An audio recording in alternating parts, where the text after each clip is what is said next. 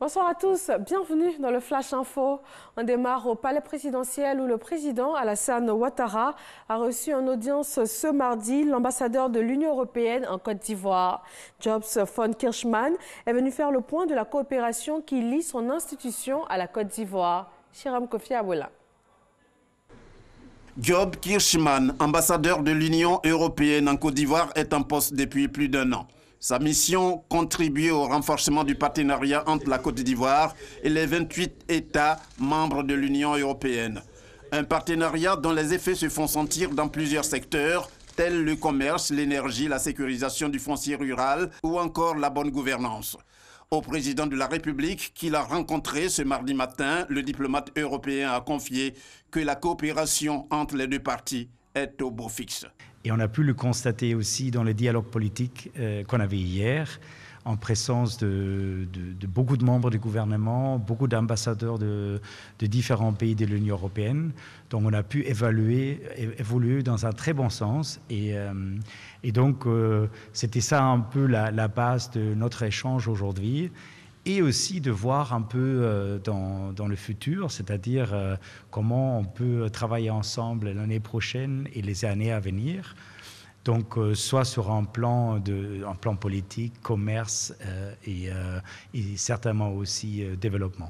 Preuve que cette relation se porte bien, la récente tournée musicale organisée conjointement par la représentation locale de l'Union européenne et le célèbre groupe musical Magic System. Durant plusieurs mois, cette caravane baptisée Union européenne Magic Tour a sillonné plusieurs villes de Côte d'Ivoire pour parler de paix, de cohésion sociale et de protection de l'environnement. La commission électorale indépendante CEI procède à l'installation de ces commissions locales du 9 au 23 décembre. 549 commissions électorales locales vont être installées dans tout le pays. Suivront les commissions de l'étranger de janvier à février. Le coup d'envoi de l'opération a été donné par Ibrahim Kuibiar Koulibaly, président de la CEI. Il a installé les membres élus de la commission électorale départementale d'Abidjan. Elle couvre la commune de Cocody, celle du Plateau et aussi Bancherville. Le Centre d'études stratégiques de l'Afrique organise une session de 3 jours sur les outils techniques de gestion efficace des ressources dans le secteur de la sécurité.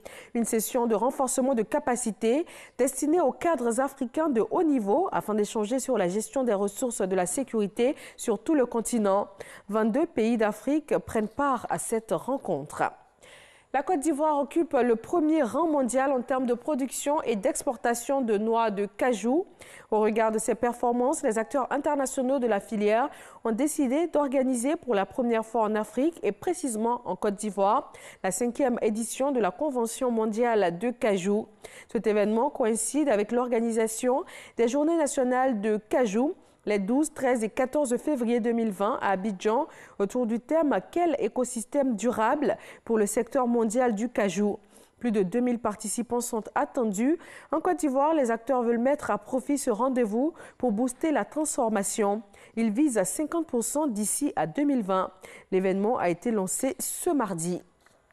Direction Alger, le tribunal a prononcé des peines assez lourdes dans le procès pour corruption et abus de pouvoir ouvert la semaine dernière. 2 anciens premiers ministres ont été condamnés à des peines de prison ferme, 15 ans et 12 ans. 2 anciens ministres de l'Industrie sont aussi condamnés à 10 ans de prison et 3 hommes d'affaires écopent de 7 ans de prison ferme. C'est une première dans le pays. Au Royaume-Uni, c'est la campagne électorale pour les législatives du 12 décembre prochain. La participation des jeunes pourrait être décisive. Les étudiants sont très actifs pour cette campagne. Certains n'avaient pas l'âge de voter lors du référendum du Brexit en 2016. Et ils veulent cette fois faire entendre leur voix. En 2017, presque 54% des 18-24 ans avaient voté lors du scrutin contre à peine 38% en 2015. Aujourd'hui, mardi, les parlementaires démocrates aux États-Unis d'Amérique ont dévoilé les chefs d'accusation retenus contre le président Donald Trump. Il s'agit d'abus de pouvoir et obstruction à la bonne marche du Congrès. La Chambre des représentants se prononcera en séance plénière la semaine prochaine. Et voilà, c'est tout pour ce bref point de l'actualité. Merci de l'avoir suivi.